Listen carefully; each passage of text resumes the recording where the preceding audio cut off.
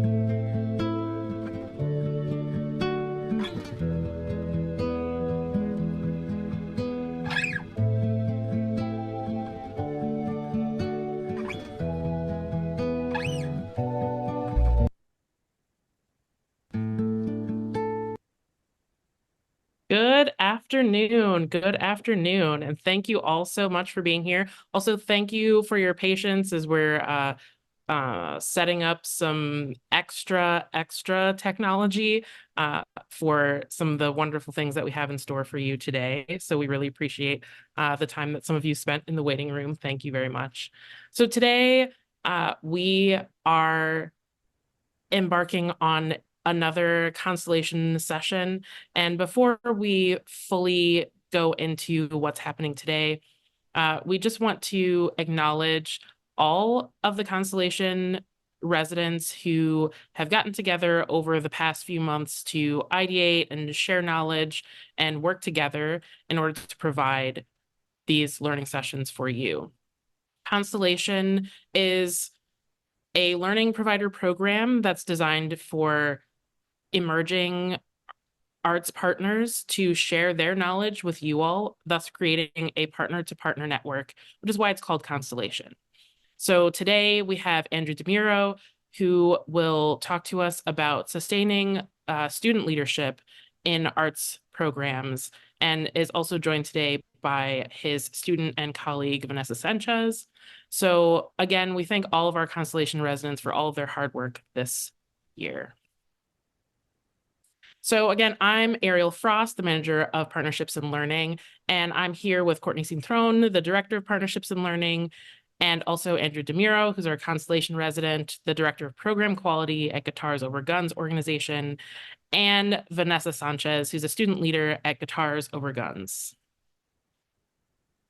Before we get really into everything, if you'd like, feel free to update your name to include your pronouns and your organization's name. Note that the session is being recorded, and slides and handouts will be available following the session, which usually takes about a week. Closed captioning is also available, and you can enable that at the bottom of your screen in your control panel. Oops, that went a little far. We'd also like to acknowledge today that our virtual session is taking place on the stolen and unceded land of the Council of the Three Fires, the Ojibwe, Potawatomi, and Odawa nations. Throughout time, the lands here have been stewarded by those Indigenous peoples taking care of our lands. And we want to both acknowledge the care that all Indigenous people have taken for the lands all around the world, and all of the work and all of the continued care that that thousands of Indigenous peoples in Illinois who still practice their traditions do for the land here.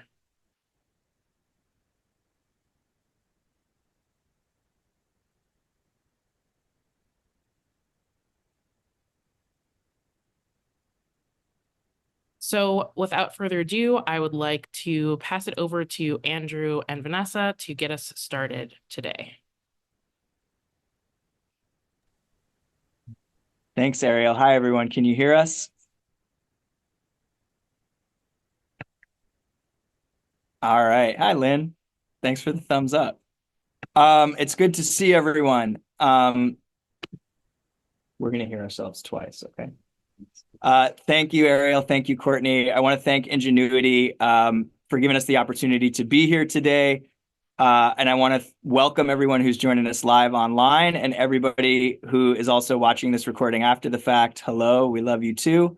We're recording live today from 35th Street Studios, where all of the audio and live music that you hear today will be recorded. So thank you to the folks over at 35th Street. As Ariel said, my name's Andrew DeMuro. I am the proud director of program quality for Guitars Over Guns here in Chicago. And this is my co-facilitator. This is Vanessa Sanchez. And before we do anything at all today, I want to ground us in the quote that you can see. You're about to be able to see because I'm about to share my screen. Isn't technology wonderful?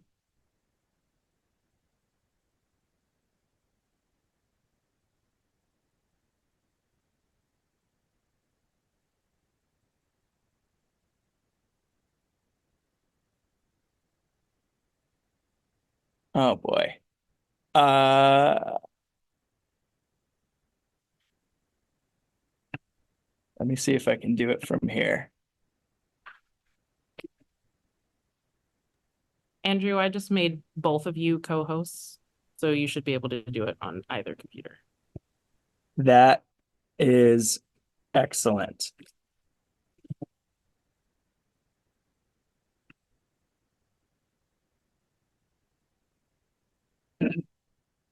All right, we're going to do it from here. Thank you, everyone, for bearing with us.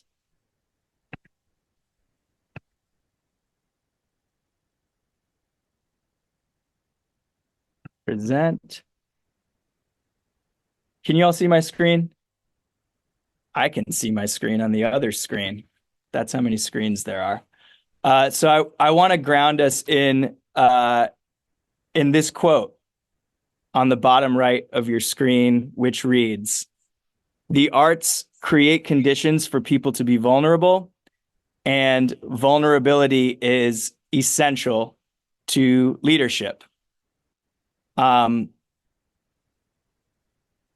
This quote is here both as a way to ground us and as a reminder of what is required in order to create leadership in arts and education spaces. If you work in the arts, or if you're a leader in the education or nonprofit space, you've undoubtedly used the arts as a tool for creating vulnerable spaces, and you've seen the power of vulnerability to accelerate leadership, especially in young people like the one sitting next to me. So today, we're going to expose you to some vulnerable acts. You're going to see some storytelling. You're going to hear some live music. You're going to experience some songwriting. And we hope that these experiences unlock some permission in each of you to be as vulnerable as you can be from behind a screen right now. So that means if you can have your camera on, if possible, that would be wonderful. If you can open up your ears to listen and engage in some dialogue with your peers, especially in the chat, that will make this session go as well as it possibly can for everyone involved. And just to test out how wonderful it can be, if that level of vulnerability sounds good to everyone here, can you drop a 1 in the chat right now so that I know you're ready to ride?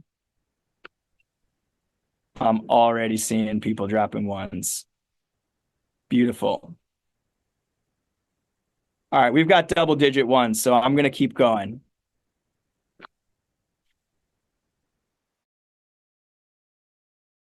And I want to start by getting a sense of who's in the. So I want to do that by engaging in some reflection and asking the people here to flex some of those vulnerability muscles right away.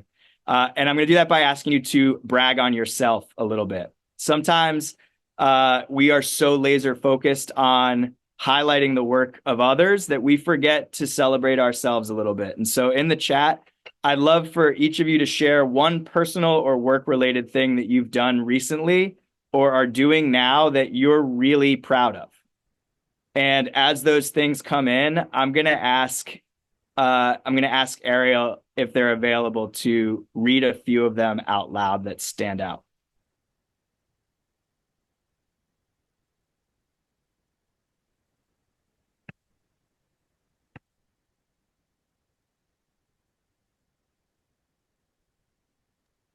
And don't be shy. We're waiting for some braggadocious people. Sometimes it takes time to figure out those things, or you've got a lot to say and you're just typing out long. Typing furiously.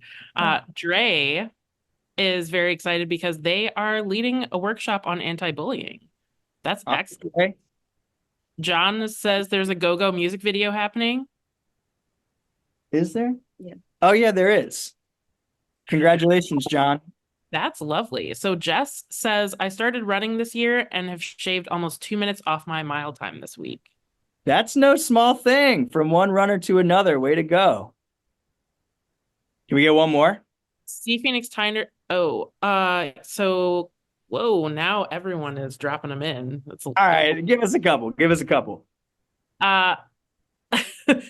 Jalen says they're scheduling all of the chaotic personal appointments that they've put off.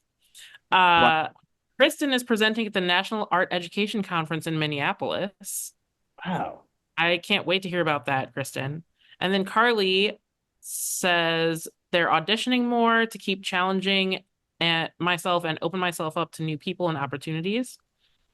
Way to go, Carly. And Carol says, I've been producing staged readings of new plays by Chicago on my own time. Ooh. Man, we've got some incredible people in the room. Congratulations to all of you, big and small. There is no reason too small to brag on yourself. Now I'm going to ask you to do something that's probably a little bit more central to who you are and what your role is in education or nonprofit. I'm going to ask you to brag on someone else. Shout out anyone who's not in the room with us today, who's close to you, who's been just killing it lately. Who do you want to brag on that isn't you? Well, and I can start off. I would love to brag on our data team here at Ingenuity because they are just finishing up the state-of-the-art report. And we're going to get to hear more about that later. But it's a huge undertaking every year. And they've just, they've done a great job. So I can't wait till we get to show it to you all. Way to go, data team. John Rodriguez says, shout out to my team at Linda Lenton K through 8. Shout out Linda Lenton. Yeah. Jalen says Abi Streta, I hope I'm saying that right, who's recently stepped into Director of Education and Engagement at Steppenwolf. Nice. Ooh, Steppenwolf. Carol says, shout out to the team who produced the Notes for Peace concert that played on Tuesday night here at the CSO. Yes, I'm sad I missed it. Notes for Peace. Yeah, I heard great things about it. Yeah. Cool. I'm sure there. Oh, go ahead. Read. My director is getting trained in dance for Parkinson's disease this weekend. Oh, excellent. Oh my God. So I got to do this one, Andrew. Shout out to Snow City Arts for launching their Youth Leadership Council this month. All right, Snow City Arts. Way to go. Congratulations to everyone. And I'm a big believer in saying the people's names of folks who aren't in the room who inspire us. I think that energy comes back to us sometimes multiple fold. And so I appreciate you for engaging in that activity. And then, this is a virtual session, which we know is convenient, but has its limitations too in today's world. And so I also know we have a lot of busy people on this call based on what you're up to and what the people around you are up to. So I'm curious what motivated you to sign up for this very cool, but also totally optional virtual professional development session from Ingenuity. And as they come in, let's read a couple out loud. What motivated you to be here today? Lynn says that she's a huge fan of Andrew DeMuro. Me too, Lynn. Oh, wow. Andrew, Great. I don't know. Did you know that you had fans? I A lot of people are they're upvoting that from a few people. So All right. I'll take it. Thank you, Lynn. Dana says they're always looking for more ways to put young people at the center of the decisions that impact them. We'll talk And about that. Carol said, I just started in this role a couple weeks ago and eager to learn everything they can. All right, Dana Carol. says they ditto Dana, so that's great. Lots of Jefferson says they wanted to hear more stories from GoGo. All right. Thanks, Jeff. And Carly says, I want my students to have as many opportunities as I did, if not more. I want them to take agency in their growth and learning. And Kristen says, following all the Constellation superstars. Thanks for that, Kristen. We appreciate you. Please do follow them all. There are some incredible workshops happening throughout the course of this year. So shout out to Ingenuity for putting us all on. And shout out to all of you for sharing. Thank you very much for giving me some insight as to why you're here. And it helps to know that a lot of people are upvoting things because that means we're here for a lot of the same reasons. So no matter what your role is at your school, at your organization, et cetera, something that likely binds us in this virtual space is that we have a vision for the young people that we work with.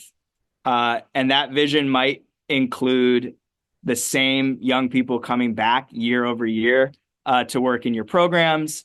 It might look like them achieving some post-secondary success and opportunities in the arts. It might look like them coming back to your school or to your organizations as young adults looking for gainful employment. It may even look like occupying roles that position them as some of the top decision makers helping to move your work forward. Hence the name from band member to board member.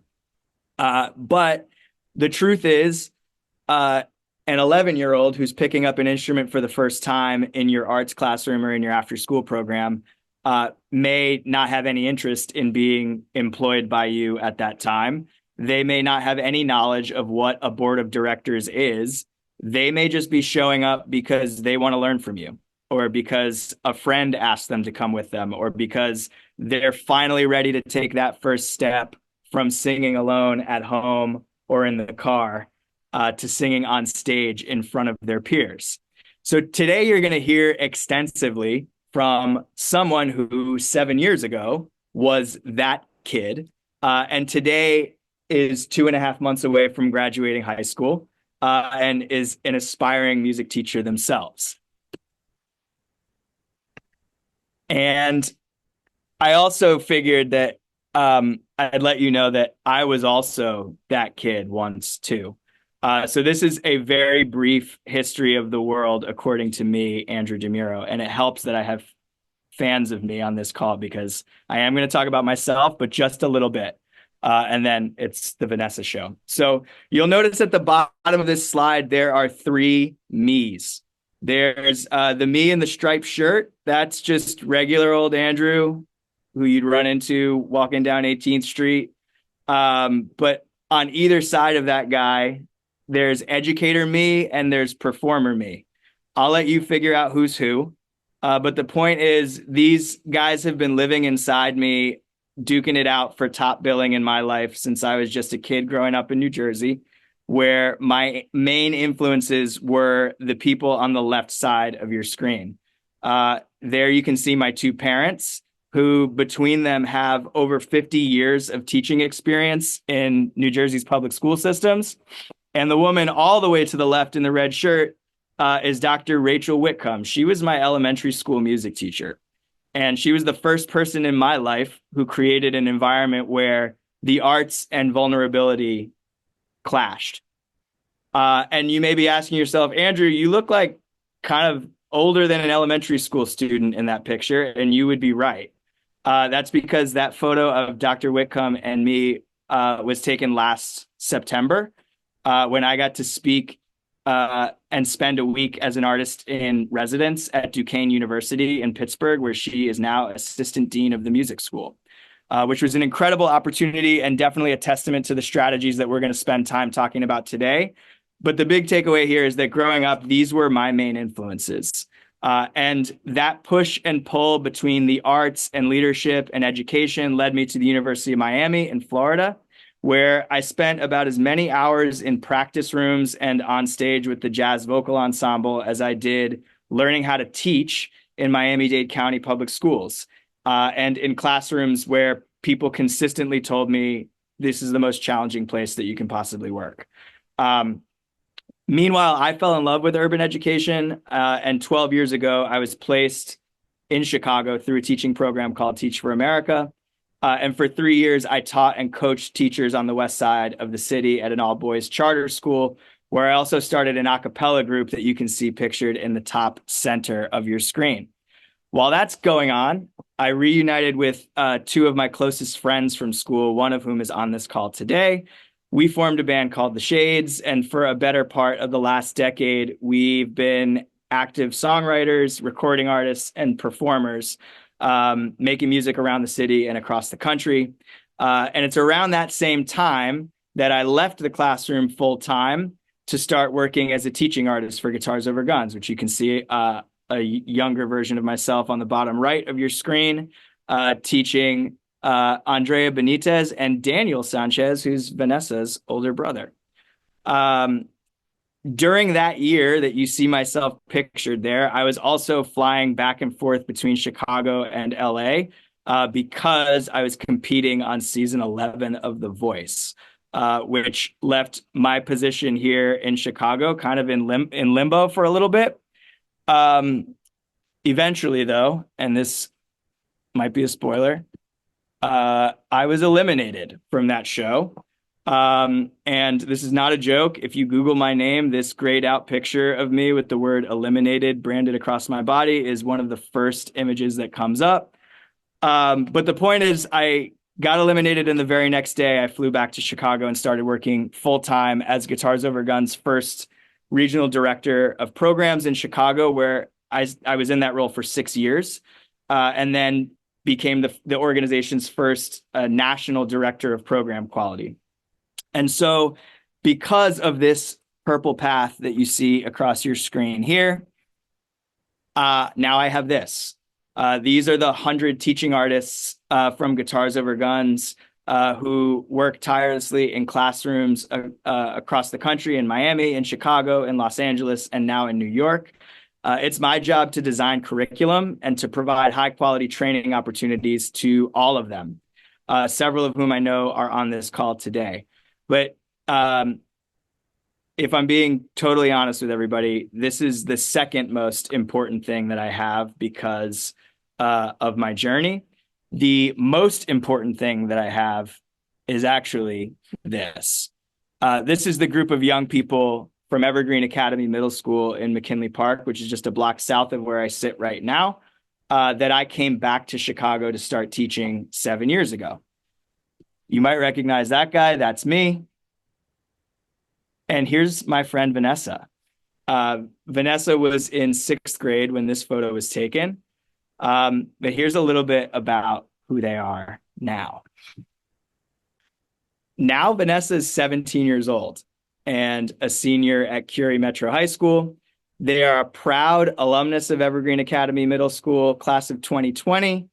And they're also a 7-year veteran of Guitars Over Guns. And because of that, they've been exposed to a whole host of vulnerable questions that I've asked over the years. And so I know the one that I asked at the beginning of today's program is no sweat for you to answer. So I'm going to ask you, Vanessa, to introduce yourself and take a moment to brag on yourself and someone else, and then tell folks why you're here today. Hi, everyone. My name is Vanessa. Again, I'm 17 years old, and I'm a senior at Curie High School. I guess something I want to brag about myself is that recently I've been applying to colleges and I got into a few, which I'm really proud for. And hopefully I'll be graduating soon, fingers crossed. And someone else I like to brag on is my parents. They're really important to me and they've always offered me so much support through music, through school, through who I am as a person, and they just mean a lot to me. And what brings me here today is that I'm just really passionate about music and helping learn. And I think this is a great opportunity to do both of those things. Awesome. So now that we know each other a little better, I'm actually going to hand the mic over to Vanessa. And for almost the next hour, they're going to bring you into some of the most pivotal moments in their tenure as a growing musician and songwriter in our Guitars Over Guns programs over the past 7 years. You're going to hear 4 stories followed by 4 songs. And while Vanessa is playing those songs, I'm going to ask you to think about, and if you're moved to do so, to type in the chat some things that you notice about their story. It could be a direct quote, it could be a specific example or an inference that you can make as to what it is about these moments that made Vanessa choose to stay in our programs at these pivotal moments. After they finish each song, I'll hop back on the mic and I will share some strategies that we use in Guitars Over Guns to try and retain those band members who we see as future board members and so on. And we see them as that even through generational, systemic, and as we know, sometimes global challenges. After we do that, I'll give you a chance to reflect again on some of the bright spots that you have in your roles and in your programs. Those are things that you already do, things that you already do in your programs that align with the strategies that we're sharing. Accelerators, these are new things that you'd like to try doing that you hear reflected in our strategies. And challenges. These are obviously things that you've experienced or things that you anticipate might stand in your way when using these strategies. And don't worry, you won't have to remember all of this. I will prompt and remind you as we go. We'll do that 4 times by the end of this session, so you'll get good at it. And once we're through today, our friends at Ingenuity are going to help me pull some trends that we see in the chat. We'll share a follow-up email with you and provide you with kind of a roll-up and a tool that you can use to carry you into a well-deserved spring break and hopefully beyond that as well. Before we get going, do you have any questions?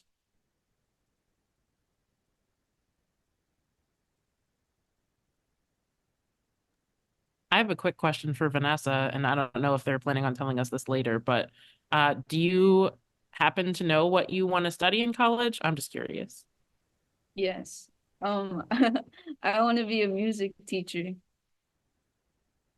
Not sure if you've heard of it. Music teacher as a profession. Good question, Ariel. Welcome to the profession. Thank you. I assume if there are no other questions, it means I'm very good at explaining things. And it's good news for all of you because it also means I'm going to stop talking. I'm going to pass the mic back to Vanessa. You're going to share a story. And as you can see, the first chapter that we're going to explore here is it answers the question, what made you come back to our program for a second day? So you're going to hear a little bit about their first day. And one last preface before we get started is you'll see that there are some microphones set up here. We're going to try and record all of Vanessa's music that's played today. So again, thanks to the folks at 35th Street for helping us. And thank you all for bearing with any potential audio difficulties. We'll ask for your feedback as Vanessa starts to play, but keeping our fingers crossed. You ready? Let's do this thing.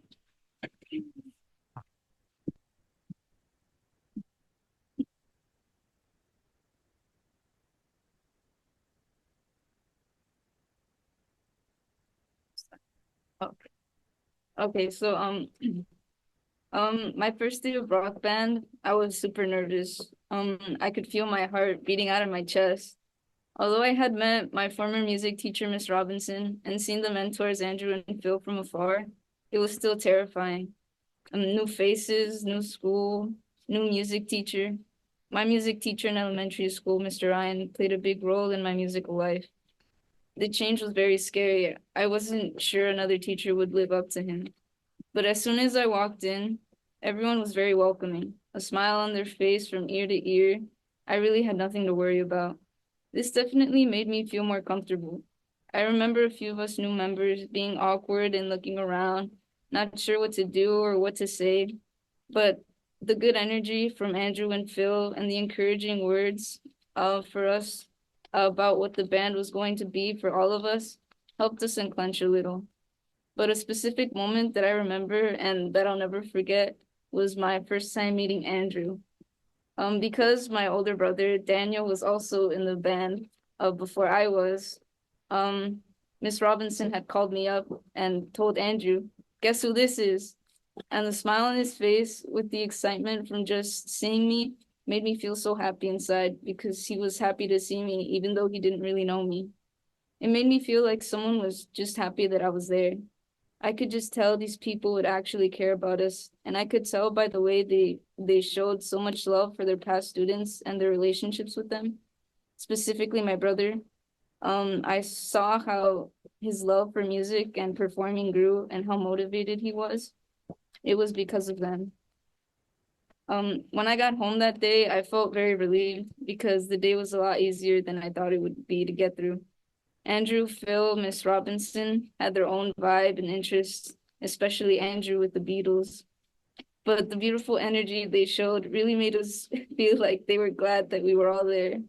Every day after the first day, they continued to show that. They all had a great way with words of encouragement that I will carry with me. Now I'm gonna perform a song. It's called Victim of Change that I wrote. Um, it's it's basically about, going through the change of from elementary to middle school. And I hope you guys enjoy.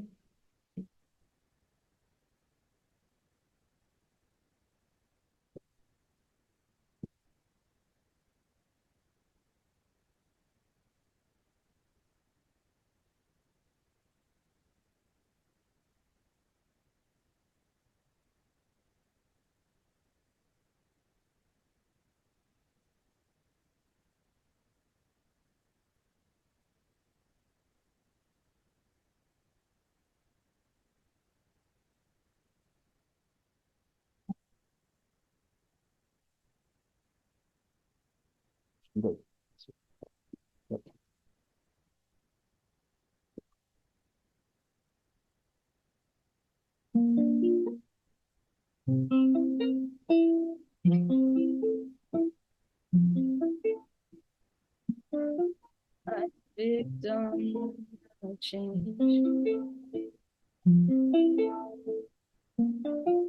but I'm still strange. New voice, new face. I'm victim of change. Everything looks weird.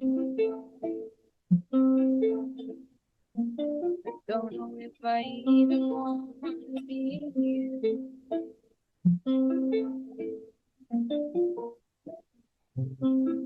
My walls are still been trying to call. I'm a victim of change.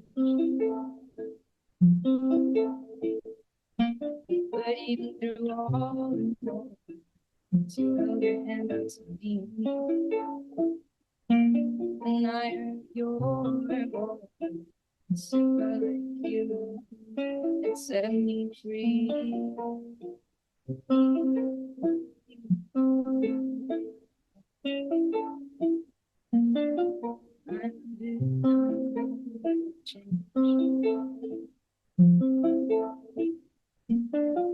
Yellow thoughts are back.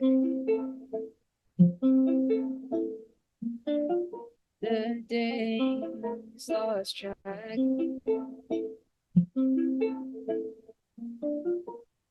Things still feel strange, but it's time to turn the page. I'm a victim of change. And even through all the noise, you gave me space to breathe. I felt pure joy. You let me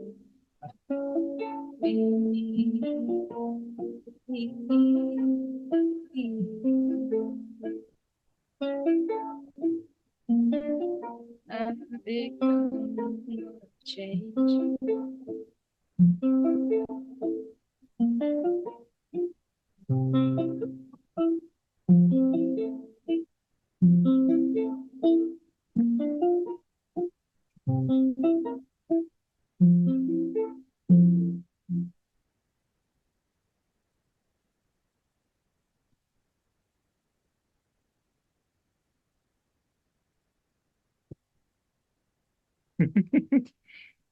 Thanks for the Zoom hands, everybody. I'm going to reshare my screen. Oh, the chat's blowing up for you, my friend. Oh my goodness, Vanessa is the most recent comment. Hearts, hearts, hearts. Thank you, everybody. Well, actually, I would do it. Thank you, Andrew. Okay. I'm curious what you noticed about the story or the song. What stood out to you? What are some feelings, some quotes, some things that were said, some, I don't know, things that were tough? And what do you think made Vanessa want to come back? Yeah, I'm seeing some quotes. It made me feel like someone was happy I was there. Excited just because I was there. Just saying. Ooh, we got some feedback on the music. Simple and consistent chords. Vanessa's an unbelievable writer. You have a way of, I tell you this all the time, but making really complex emotions feel really, really simple and relatable.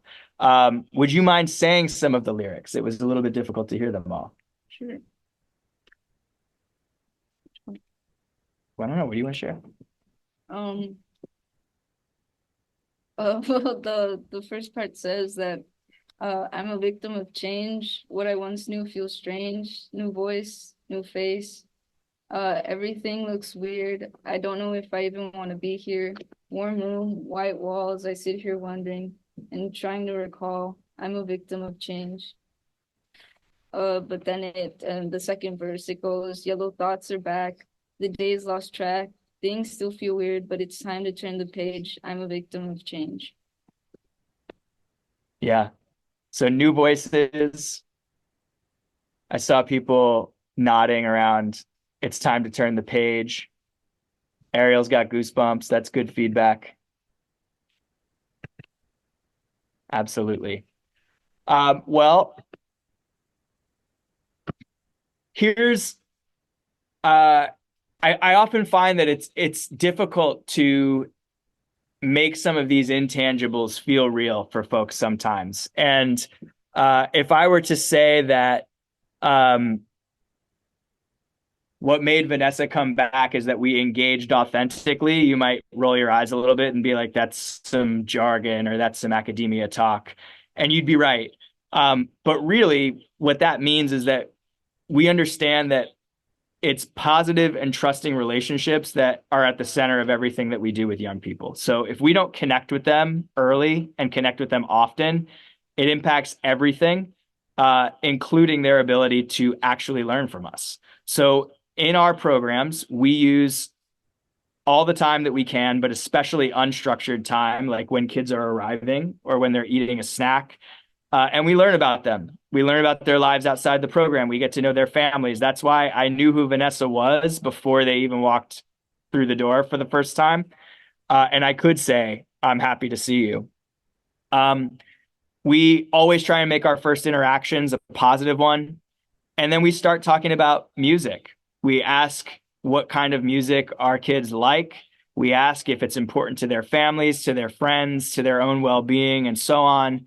And then when they share things with us, we let them know that we're listening by incorporating their ideas into our sessions. So you'll hear more about how we do this a little bit later. I'm curious to hear in the chat bright spots, so things that you already do in your programs to engage authentically. I'm curious to hear accelerators, things that you've heard either Vanessa or I share that you might like to try, or challenges, things that might stand in your way from doing this. I see some people agreeing that we have to connect early and connect often. Lynn loves the contrast between being a victim and taking control of your situation. I wonder if that was on your mind while you were writing. What else? Bright spots, accelerators, challenges if you have them. How do you already engage authentically with your young people? Yeah. We are human beings after all, and especially if you're creative, if you're artistic, chances are relationship-based work, connection is at the core of what you do already.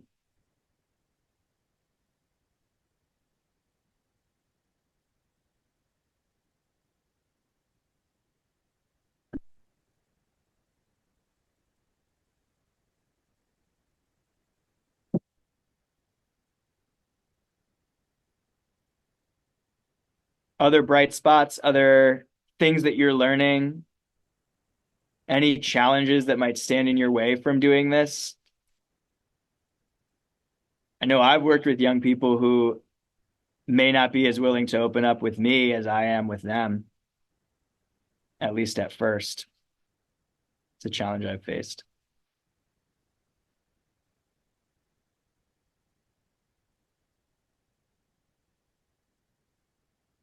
Consistently, Dre says, consistently uplifting their value in the space and shouting out their ideas. Yeah, that's a great strategy, especially if you are taking young people's feedback into account and it's changing the way you operate in your programs.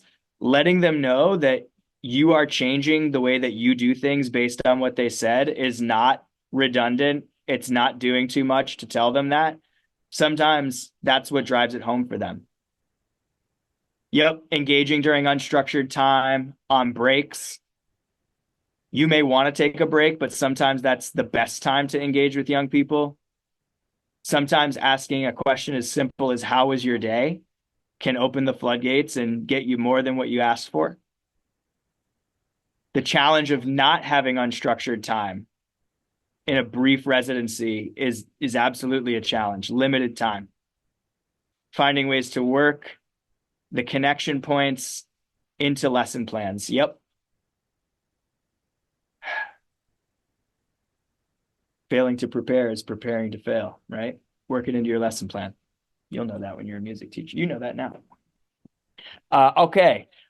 Modeling your own vulnerability. Absolutely, Lynn. And sharing that you don't necessarily know what will happen next either.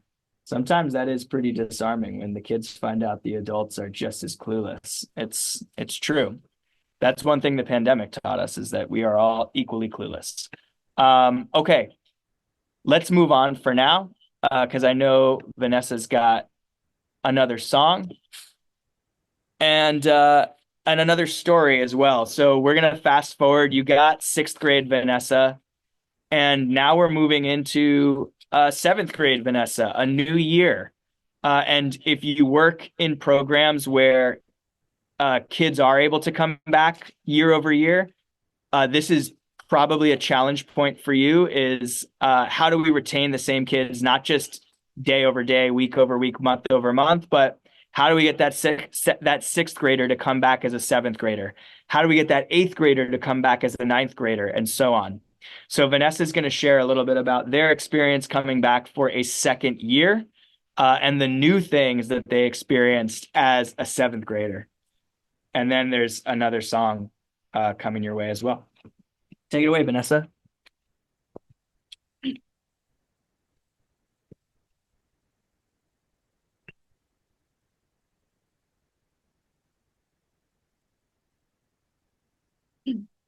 I remember playing Smells Like Teen Spirit for the first time in front of an audience with my bandmates, and it felt amazing.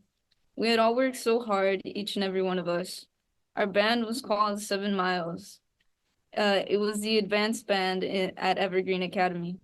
It consisted of Alondra, Jimena, Miles, Emily, Dayanara, Christina, and Milan. We always put all of our energy into it.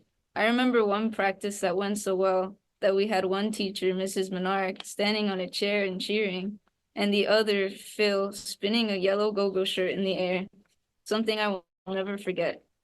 Still, all sweating because of how warm the room was.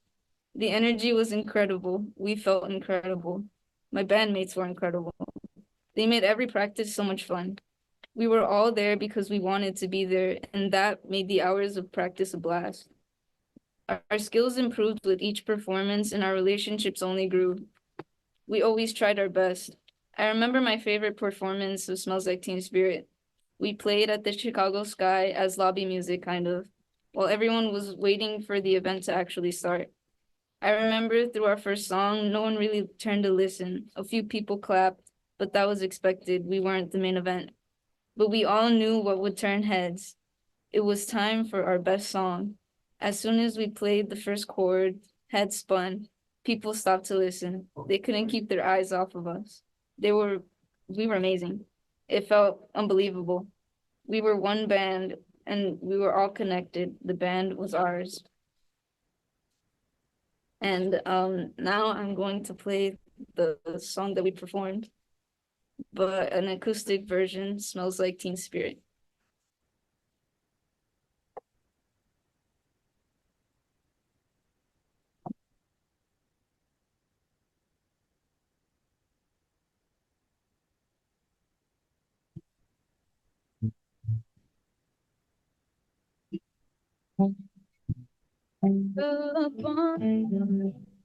Bring a friend, it's far to lose into is over and so with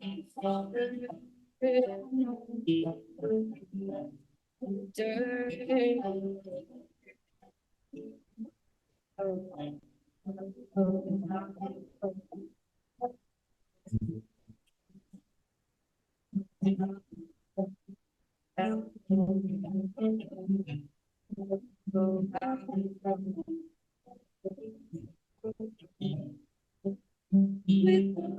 lights out, it's less dangerous. Here we are now, everything that is stupid, contagious. Here we are now, everything something everybody knows. Mosquito, my beetle.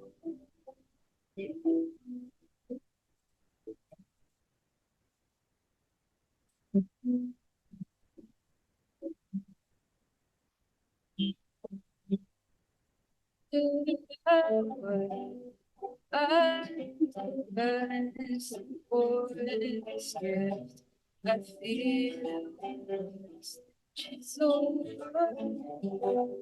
So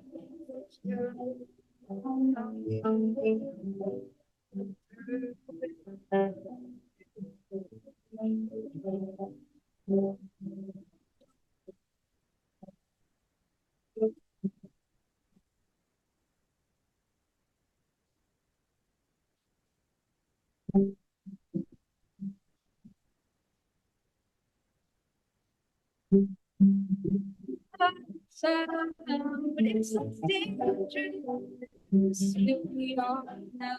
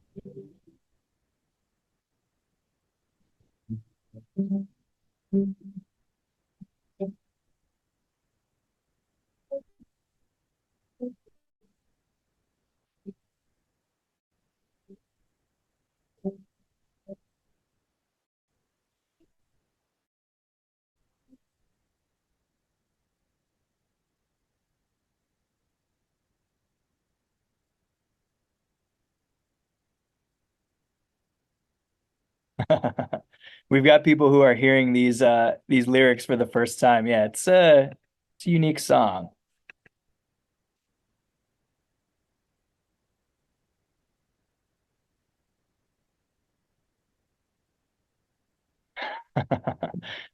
Thank you for such a great rendition of the song. And thank you all for listening. That was Smells Like Teen Spirit. And just in case you think Vanessa's blowing smoke with that story,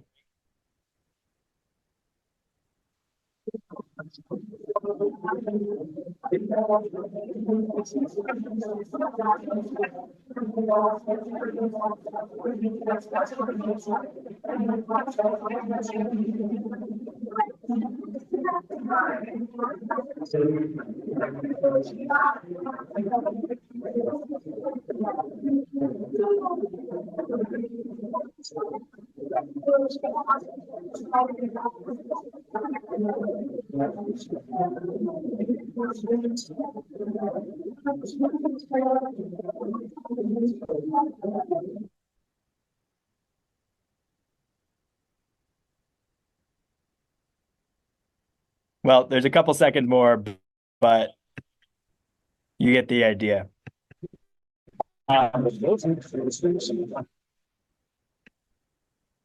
Technology, man.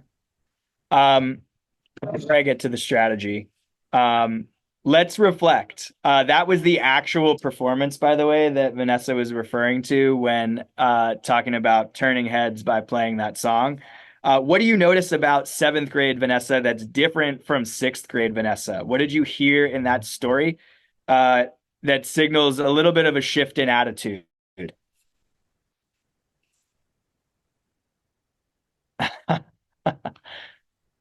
For Lynn, the thing that stood out was the practice that went so well that one teacher was standing on a chair and the other was whipping a shirt in the air, cheering everybody on. Those two teachers are here. So hopefully they know themselves enough to know that they were shouted out in that story. Confidence, focus more on the band and relationships more than self. That sounds like a music teacher talking. Connections through collaboration, confidence, and ownership. I think a line that you used directly was, the band was ours. And that, I think, is at that age, like that's as incredible as we could have asked for them to believe that the adults aren't putting together this band, you are. Confidence, positive affirmations about themselves, more confidence. Dana noticed that you had a smile in your voice when listing the names of your band members. Are you still friends with any of them? Yeah. Yeah. Lifelong friends, right? Yes. The band was ours. The band was ours. Expecting success. Even at that performance where you're like, this didn't turn many heads, but we knew what would, right? Excellent. Relationships grew, one band, everyone connected. You guys get the idea. More focus on relationships, more focus on a collective rather than self. Ownership, all these things that we wish for young people, and all things that happen as expectations start to raise, as the material starts to get more difficult, as the gigs start to get bigger. We all know how this feels as creatives, and therefore for the first time at age 12. So what's the strategy here? At least the one that I'm calling out is that we're promoting peer bonds. So we know that young people value relationships over everything. That means that they'll choose to stick with a program that offers them positive, meaningful relationships with adults and with their peers over ones that might meet more often, over ones that are closer to their homes, and even over ones that have more resources. So for us at Guitars Over Guns, that means we want to create a group identity as early as possible, just like the one you heard Vanessa talk about, and give the group as many chances as possible to work together to solve problems. So they choose the songs that they want to play. They use charts and learn the language of each song through iconic notation, which I'll show you a little bit of later. And they get to make the creative decisions about how their music is arranged and performed. When you take more ownership of it, you play it better. And that was absolutely the case with Smells Like Teen Spirit and with the other songs that this group played as well. So let's hear some bright spots. What are some things that you already do of the strategies that I just listed in your programs? What are some accelerators, some things that you might like to try? And what, if any, are some challenges that you feel like might stand in your way when it comes to promoting peer bonds?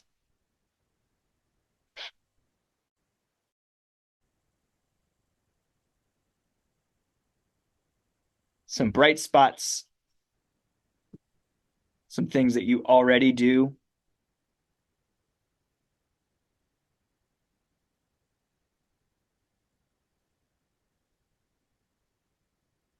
Some accelerators, some things that you might like to try, and challenges if you see them.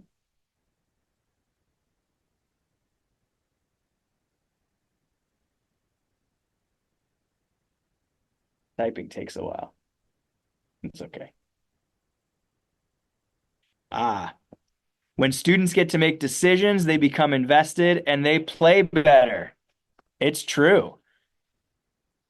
Creating investment and honoring their decisions is critical. Intonation. What's up, intonation? Intonation gives students autonomy and agency in their band experiences by choosing their songs, writing original music, naming their own band. You heard Vanessa share the name of their band as well. 7 Miles. Do you want to explain? Because that's a double meaning. Do you want to explain why the band was called 7 Miles? Sure. Well, as I mentioned, there was someone in the band called Miles, and they played the drums, and there was 7 of us. Yeah. There was just only one boy, which was Miles, so we were 7 Miles. Was it 7 plus miles or was it 7 miles? I don't know. How many of us were there? It was a It was double 7 meaning. plus miles. 7 plus miles. Yeah. Hey, Mark, thanks for joining us. Okay.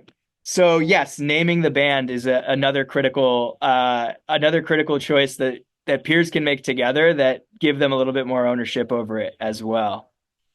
Imagine if like Paul McCartney's dad named the Beatles. That wouldn't have been as fun for them, right? Right. Cool. Thanks everyone for sharing some bright spots, some accelerators.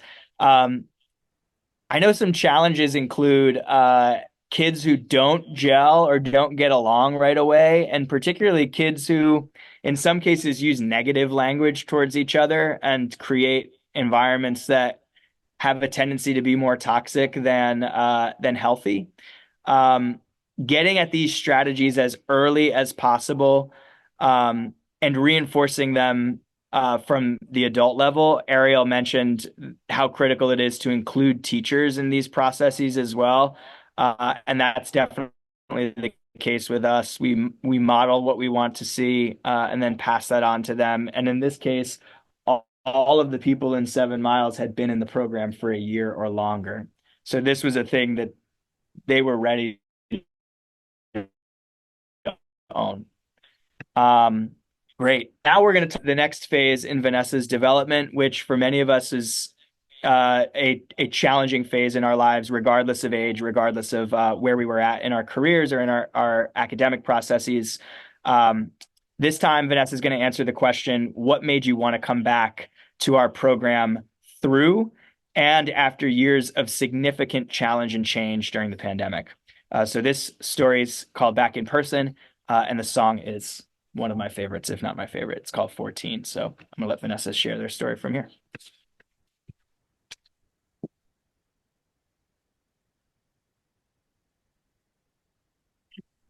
Before everything happened, we were all really looking forward to the upcoming performances that were planned, and I was looking forward to my 8th grade year, my last year of rock band, my last year to play with my friends.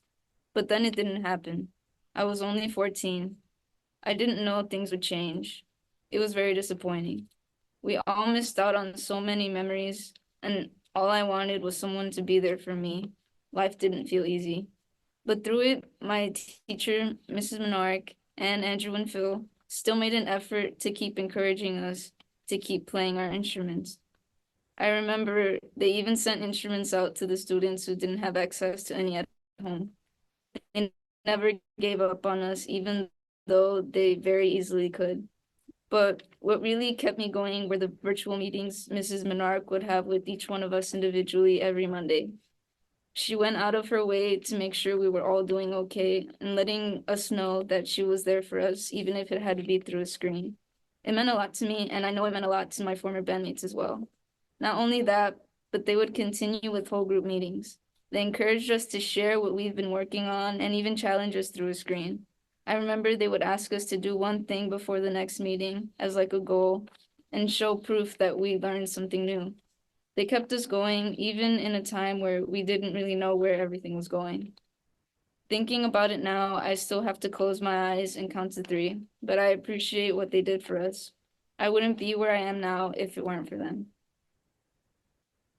And now I'm gonna perform a song called 14 that I actually wrote during the pandemic when I was 14. It means a lot to me because it's also one of the first songs that I wrote. So yeah, I hope you guys enjoy.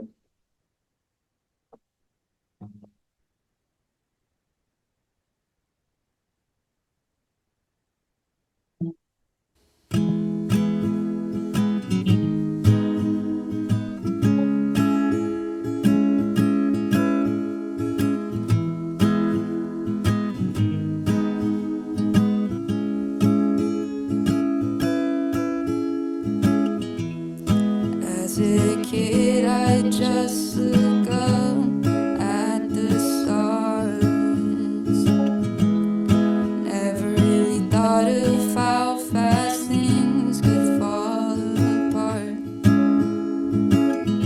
Thought everything would be okay, so I just kept a smile on my face. Didn't know things would change.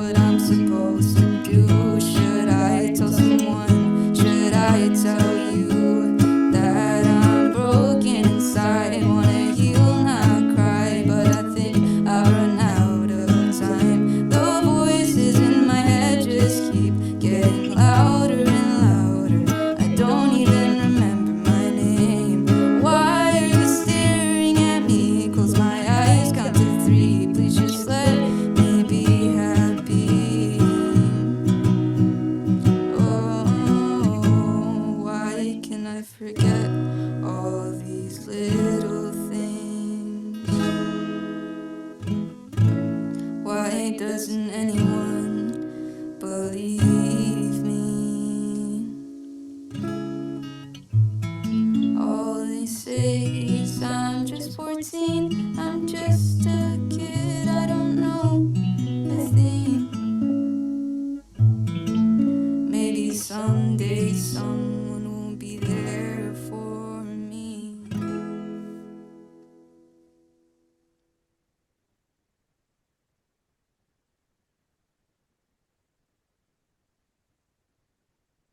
Awesome. One of my absolute favorites.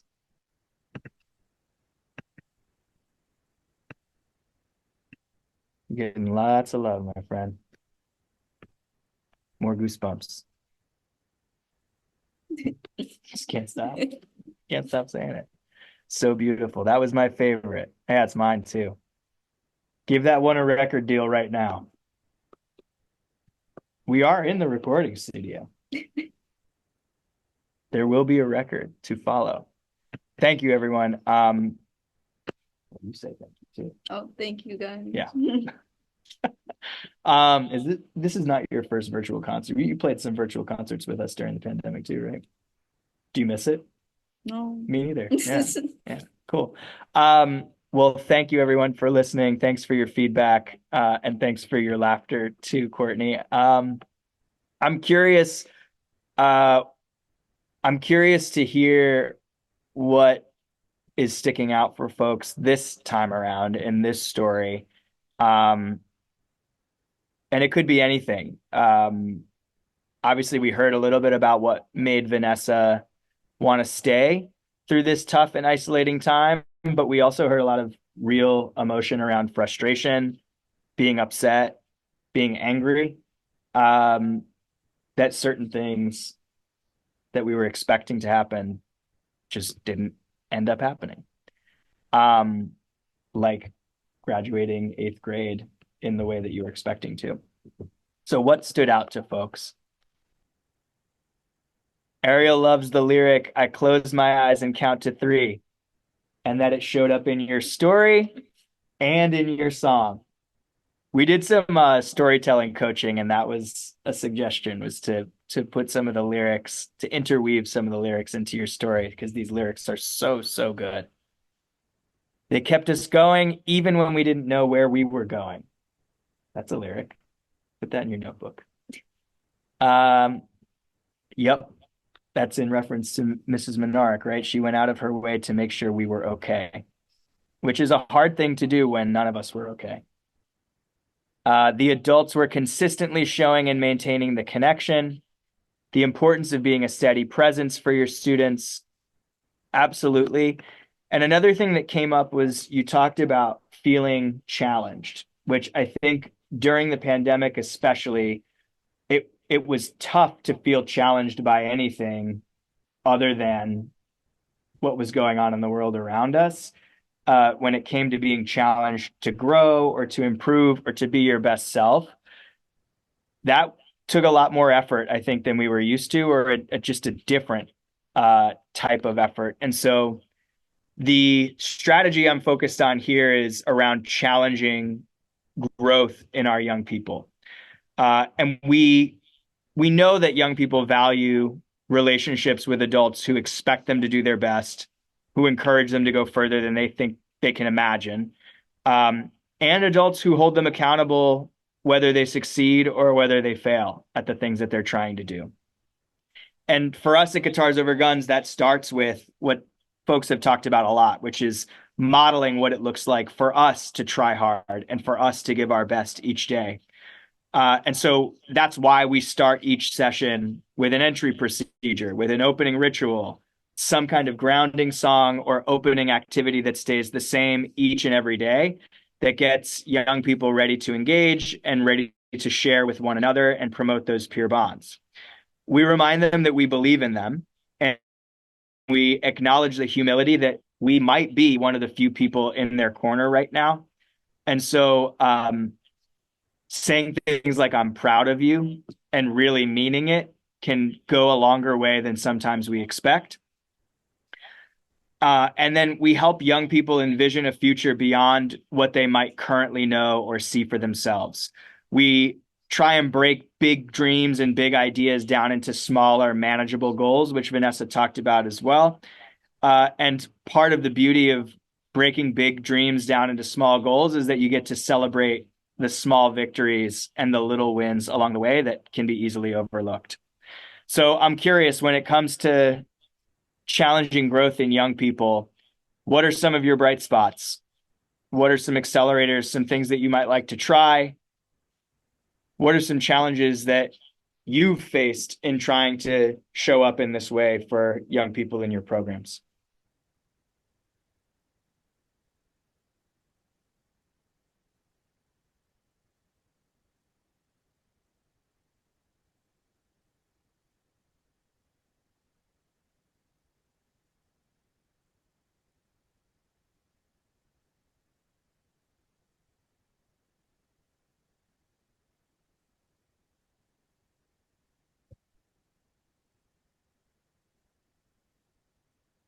I think the color though.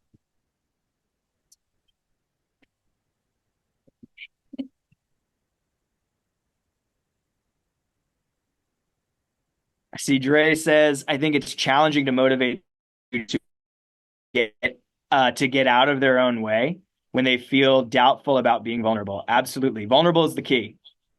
That's in many cases what unlocks our willingness to try, knowing that the possibility of failure is part of it.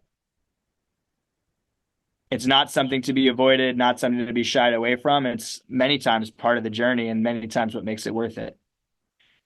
Being a listening ear, being consistent. Yep. Modeling. A lot of these things we've spoken to already.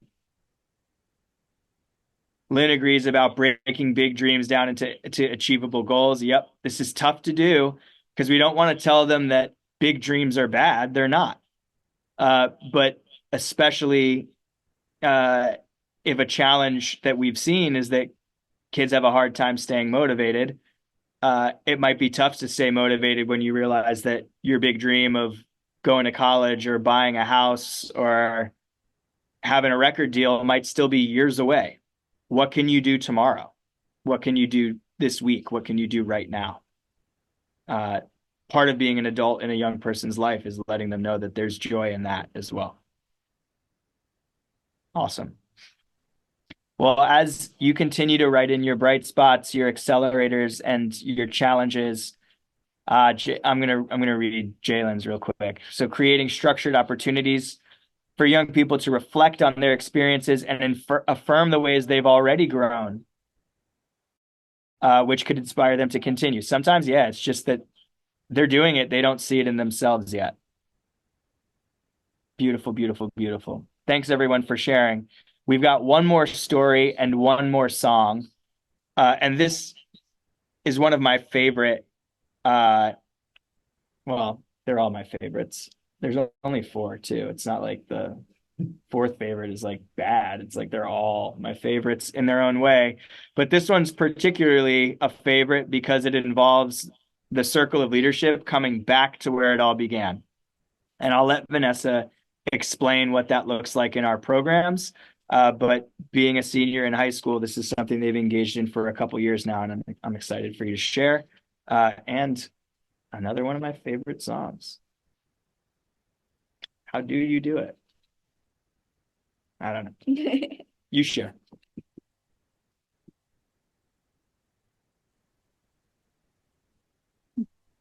Throughout middle school, I really found myself and started realizing how important music was to me. I get the opportunity to not only help students with their transition into high school, but to get to know them, help them set new goals for themselves around music.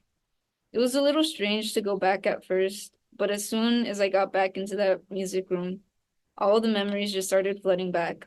All the practices, the laughs, the activities. Some things were changed and moved around, but I could still feel the nostalgia. I remember when I got to lead my first activity for the students at Evergreen. I really wanted to embrace the positive attitudes of my previous music teachers. And throughout that, I got to witness firsthand the interaction the students and the high schoolers were having with one another. I got to see the new connections being made through a simple would you rather game. and I saw the students really think about their answers, even if they were silly. They were all very kind and participated, which made it a very easy and fun experience. I got to be a mentor, and I got to use the skills I've learned of being a leader, being supportive, encouraging, and overall having a good vibe and energy to make sure everyone had a good time. And now I'm going to perform a song I wrote called Scuffed Shoes. I wrote it during being in this program with Andrew. Yeah, I hope you guys enjoy.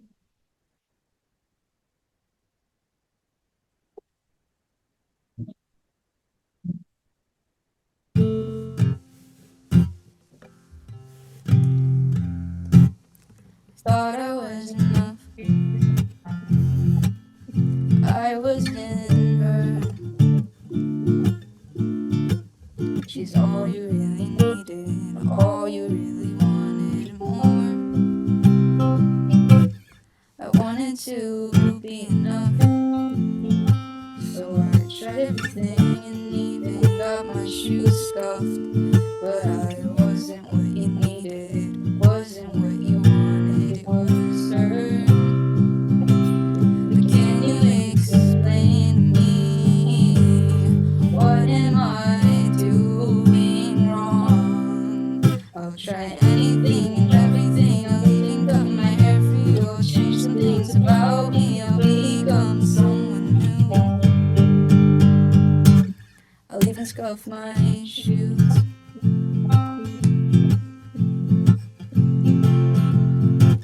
I tried all these scary things. I try to be her and not me.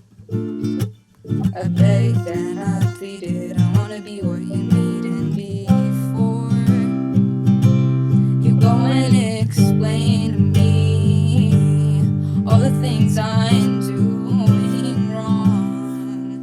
I tried everything, did all these things, I even wrote some songs for you. I stayed up late, my eyes are stinging, tore my laces in two, and now I can't afford new shoes.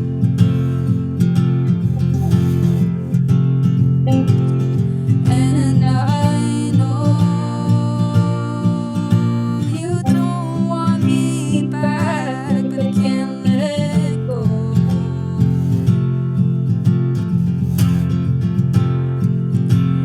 And I know I should throw them in the trash, but I won't.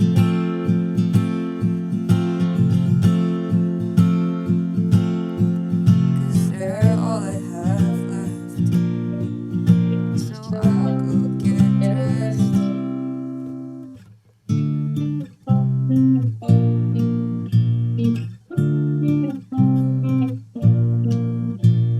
I wanna hold on,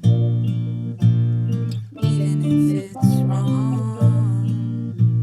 One day I'll have news, I'll be able to say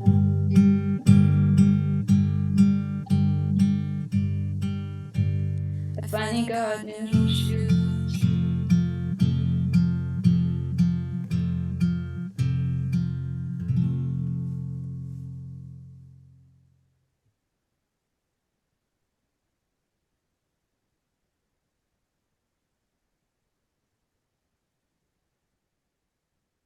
And that makes four.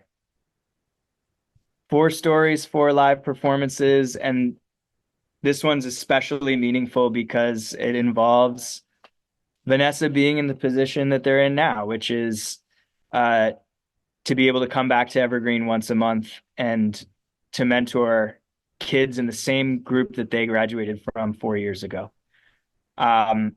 What'd you hear in the story that stood out to you? What'd you hear in the song even? More love for you in the chat.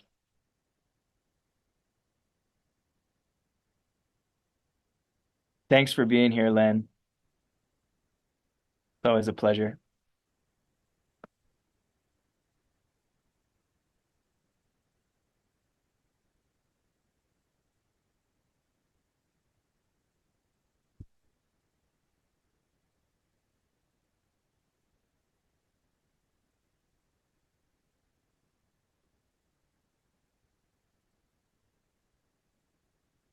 Yep. That beautiful full circle moment of getting to be a mentor and to share skills that they've learned themselves brings a smile to our faces, right? Yeah.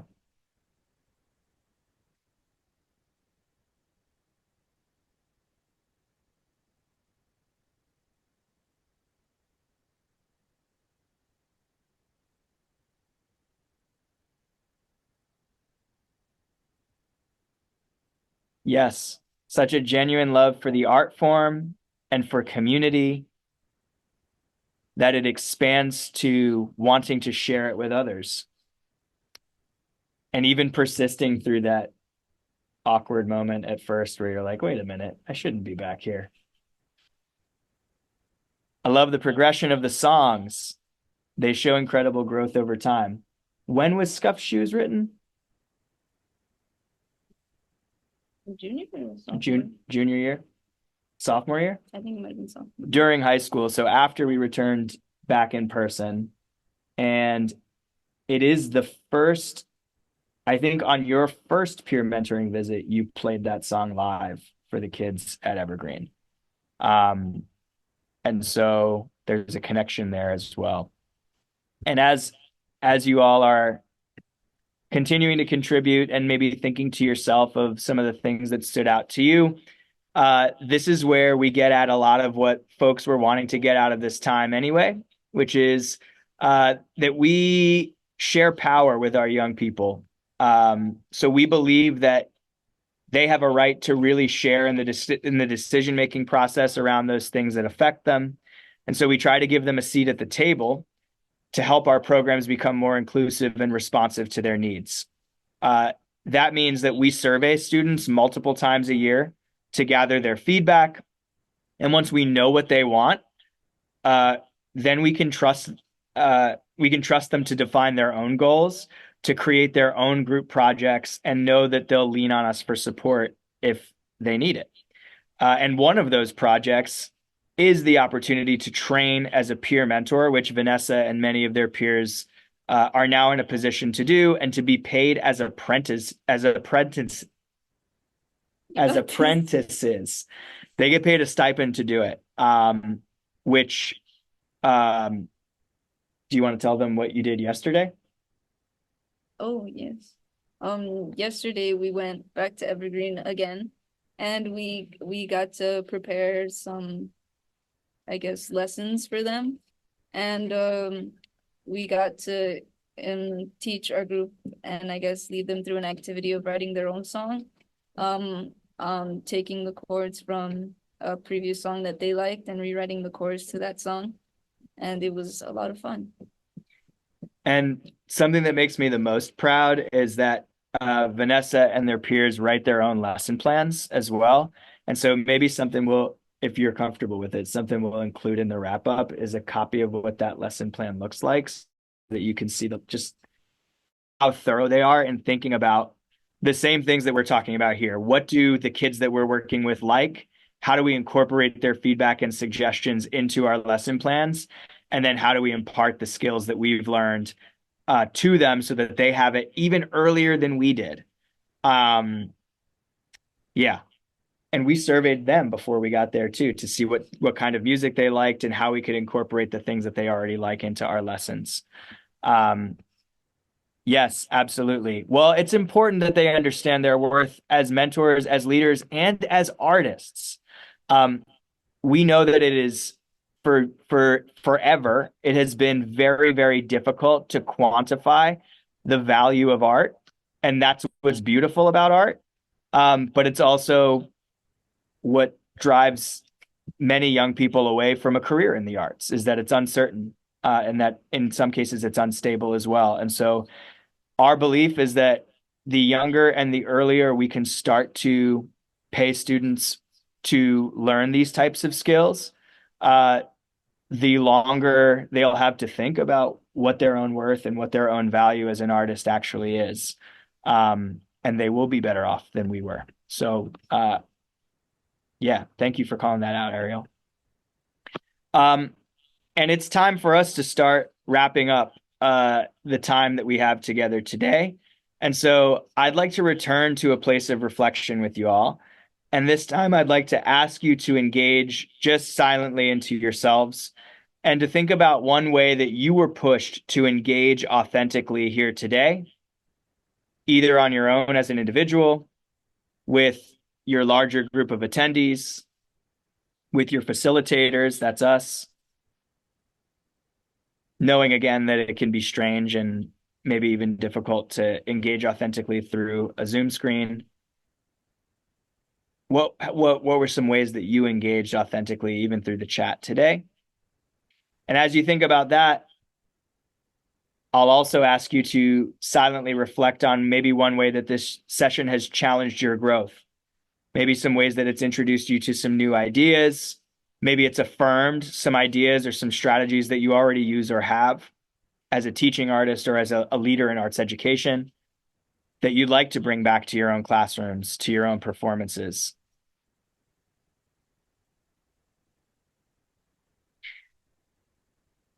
And as you wrap up your reflections on that, I'd like you to put one more thing in the chat.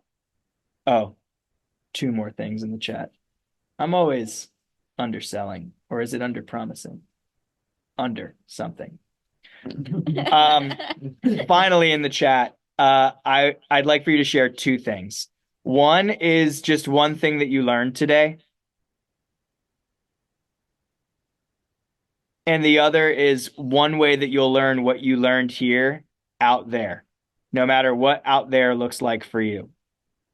Could be in your arts classroom. It could be in a program space.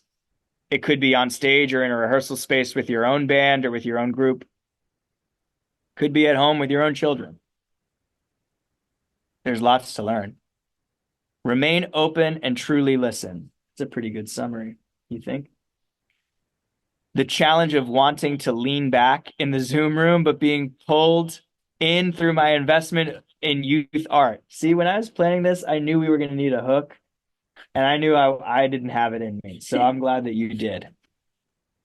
I'm really glad that invested you. I know that desire to pull back is really, really easy to do in the Zoom room. So thank you, Jalen, for engaging the way that you did. Mark learned just how powerful long-term mentoring relationships are. He should know. He's got a few of them himself, huh? Awesome. I'll give you just another minute to type in any reflections.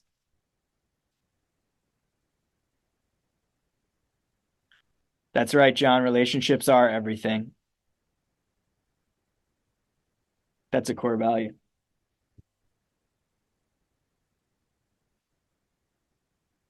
I'm grateful for my relationship with you.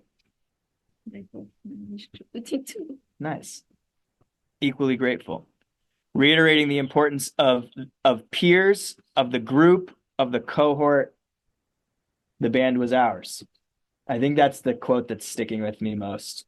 That's the one that gives me chills, having been at some of those rehearsals myself.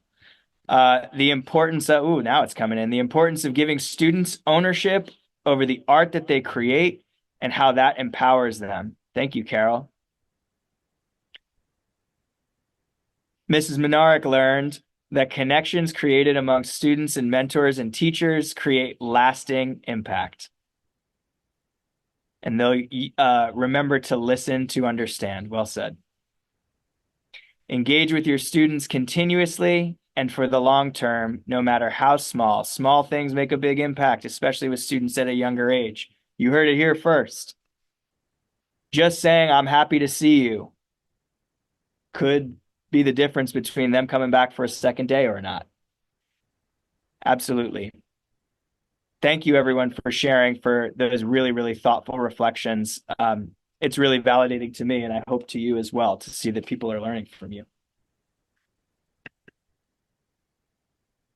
There's one more. It's really cool to see how our program, because John's a mentor in Miami, actually, who's tuning in right now, how our program has shaped them into the person they are today. I'd say it's helped. I'd say you've always been that person, but, sometimes it's nice to have some companions along the road with you, right? Awesome. Thank you, everyone, for your contributions. I just want to share with you a little bit of what this looks like in our programs in real time.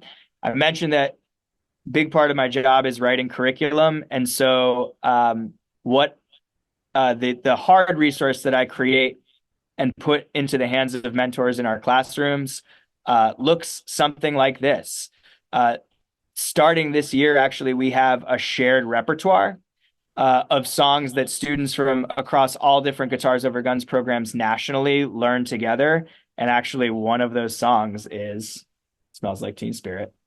And these songs were voted on by a subset of students, mentors, and alumni in our organization who really tell us what young people are listening to, excited by, and want to learn.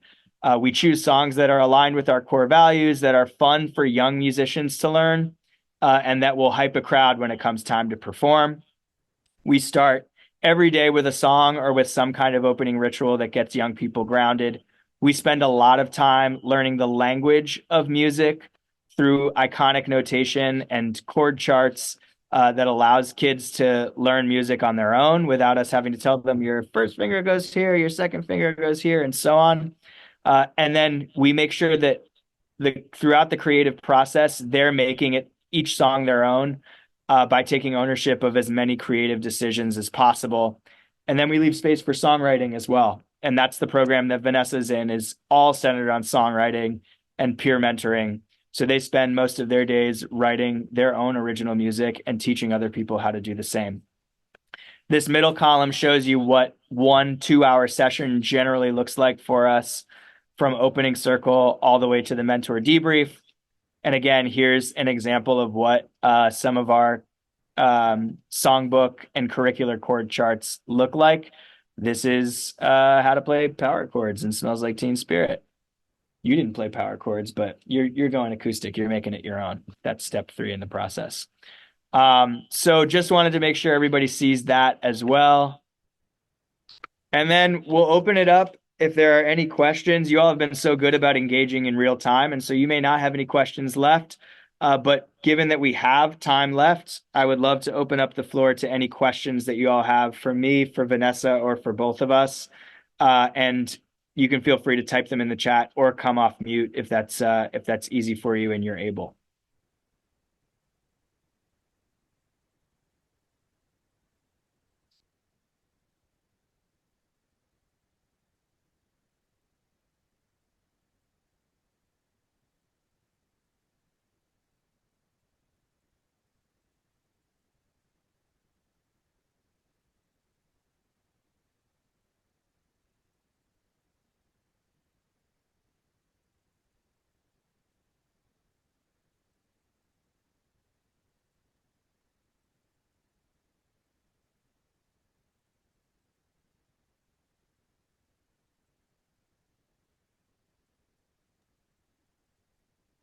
Vanessa, I have a question, and I wonder, I have like slightly a personal interest in asking you this question, and asking you to be even more vulnerable than you already have been for the last 2 hours.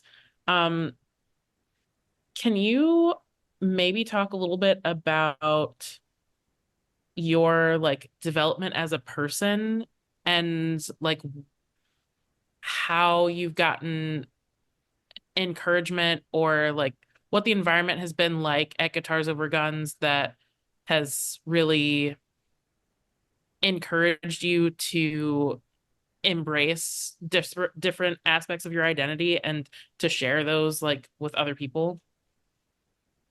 I think the program I'm in, I mean, every time I walk through the door, they're like, "Oh, hey, Vanessa, how are you?" Like everyone greets you. Even like the first day, my sophomore year, like even if they didn't know who I was, they're like, "Oh, it's great to see you." They're just super welcoming, super supportive, and I mean, at the beginning of every session, we have rules that like making everyone feel welcome and feel like not judged in any way, and to support everyone there. And I feel like that has definitely helped me to feel like I can be myself. And has helped me feel like I can explore who I am as a person because they don't judge me for anything at all. They always, they always say they're proud of me. They always tell me that they're super happy to see how I've grown. And I just think they're really good with words.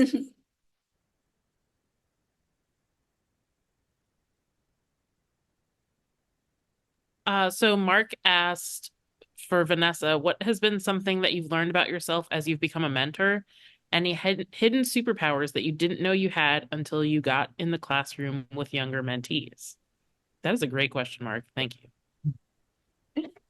You can fly. Yes, I cannot fly, and I also I guess I learned how outgoing I could be, I guess, because I feel like once I was in like a session with the students, like I thought it was gonna go way worse than it actually went because I put like everything that I could into it and I try to be myself authentically. And I don't know, I didn't think that the middle schoolers would be like so excited that we were there and so excited to learn. And that made me, more excited myself. So I didn't know I could, do that.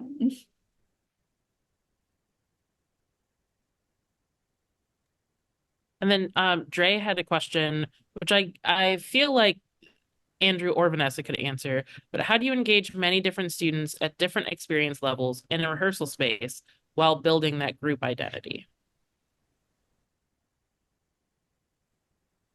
Okay, I'll take it first, and then as someone who was consistently one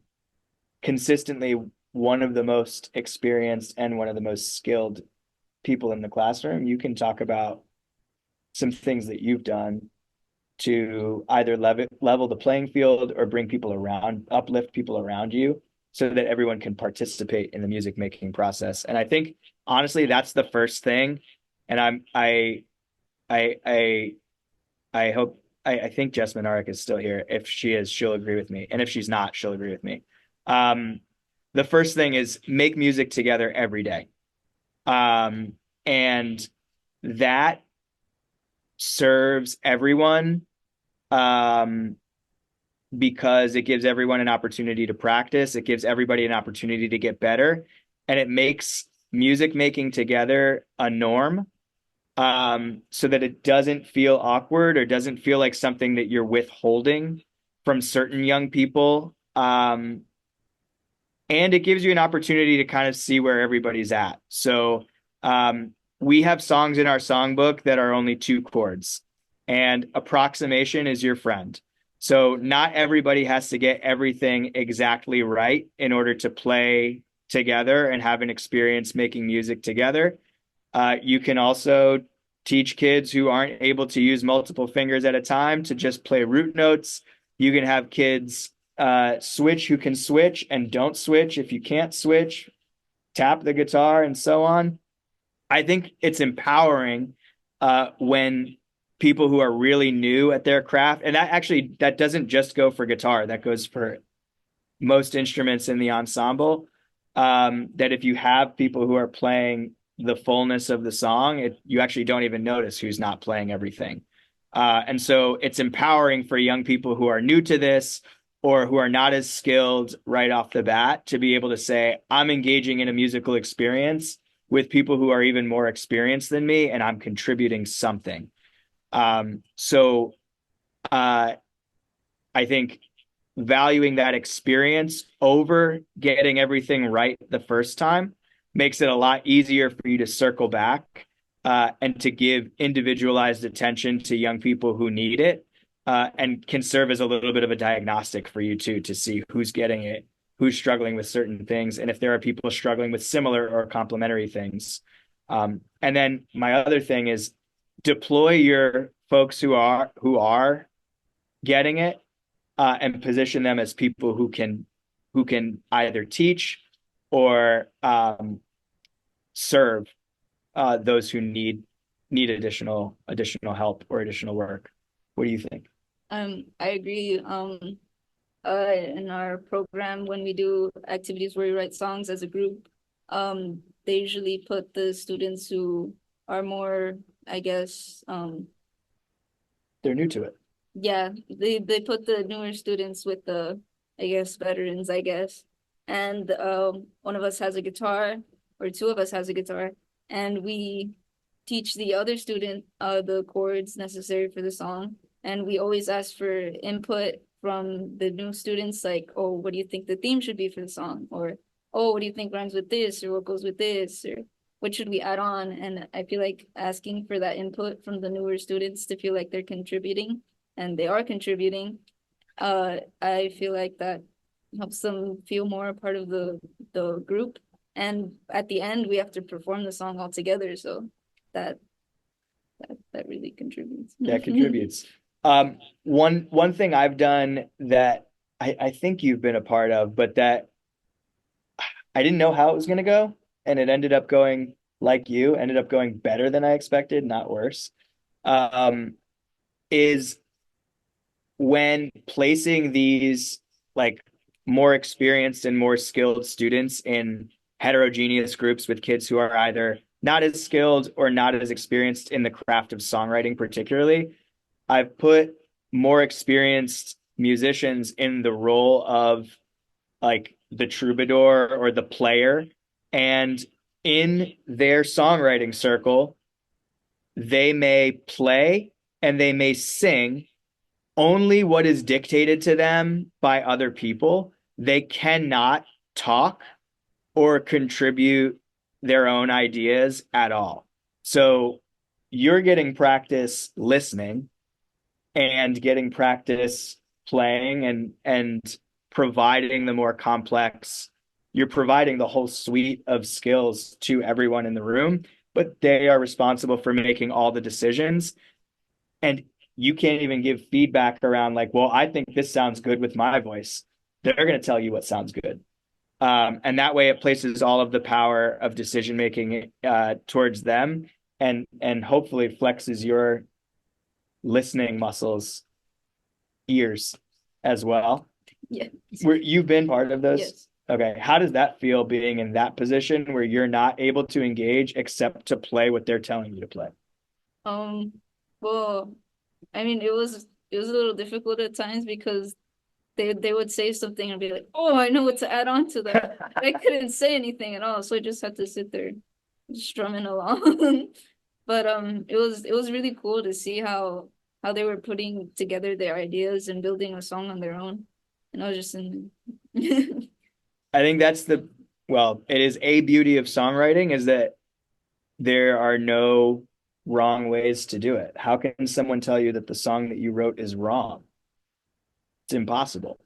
And so even if you're getting that flag in your mind that like, oh, I'd go from C sharp minor to F sharp minor. Maybe they go from C sharp minor to G. And maybe that's not what you would have done, but it's not wrong. It's just the way they would have done it. Awesome. Awesome. Thanks, John, Dre. yeah, thank you, Dre. John wants to know, what's your favorite go-go memory that's not music related? Also, Jess Menard thinks that's a cool exercise, Andrew. Thanks, Jess. I probably learned it from you. Coolest memory? that was not music related. Yeah. Oh, I feel like I know yours. That was not music related. Yeah. He was there. I was over there. Give me a hint. Oh, the Ribs Festival. Oh, we played at a Ribs Festival. It was just after I Not had music. lost my phone from another performance. But I remember we went, and I remember that I didn't like ribs, and I was like, dang, that's crazy. But it was a lot of fun, just being with the other members because they were older than me at the time. I was in 6th grade, and they were all in 8th, I think. So it was a really cool experience because they were also talking to me about their experiences as eighth graders and how they were going soon into high school, and it was just really, really sweet.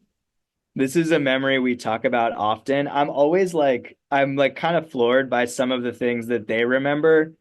We've done so many things over 7 years, but a thing that keeps coming up among many of them is this time we played Rib Fest in Uptown. And Vanessa was in sixth grade, but was playing with that advanced band. We were testing you out because you were Daniel's younger sister and because we knew Daniel was leaving. So we wanted to get some younger folks some reps in the advanced group before the next year. And so Vanessa was coming along as the youngest student. And the thing that makes the memory special was there were like 9 of us, and half of them had never eaten ribs before. And so I think we have it on tape somewhere, like, or on recorded on a phone, like them eating their first ribs. I don't know. Vegetarians and vegans might not appreciate that, but it's a fun memory. Usually any gig that involves like we played at a Mariano's one time, Oh, and everybody remembers that gig because they gave us free hot chocolate.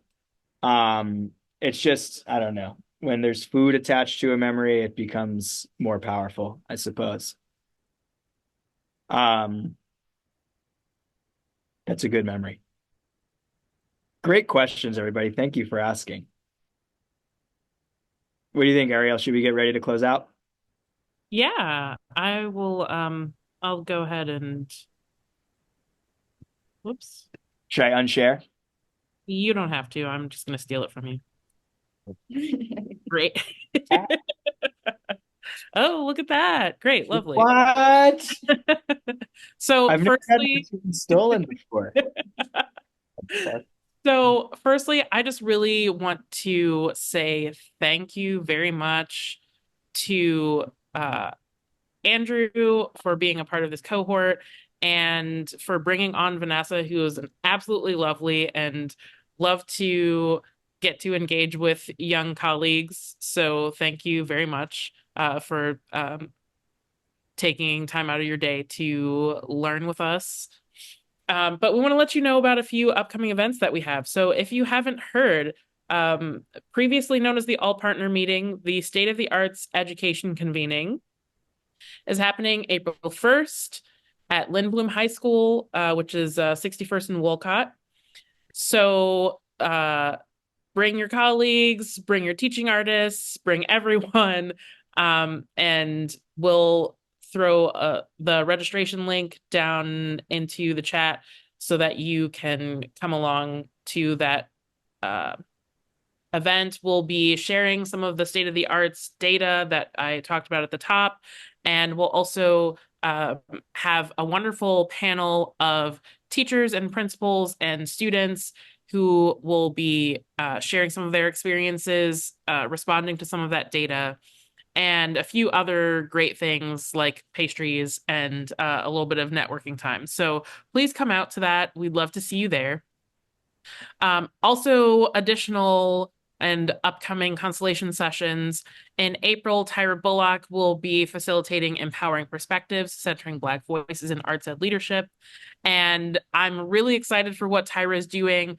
She has already interviewed some wonderful Black leaders in arts education. And I'd love for you to look out in your email. We'll be sending out a survey with a few short questions to help us with some data for Tyra's workshop. So look out for that survey coming up soon.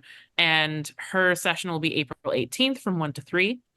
And then after that, we'll have Elena Huang, another wonderful musician, and their session is Crescendo, Amplifying Youth Leadership in the Arts Classroom.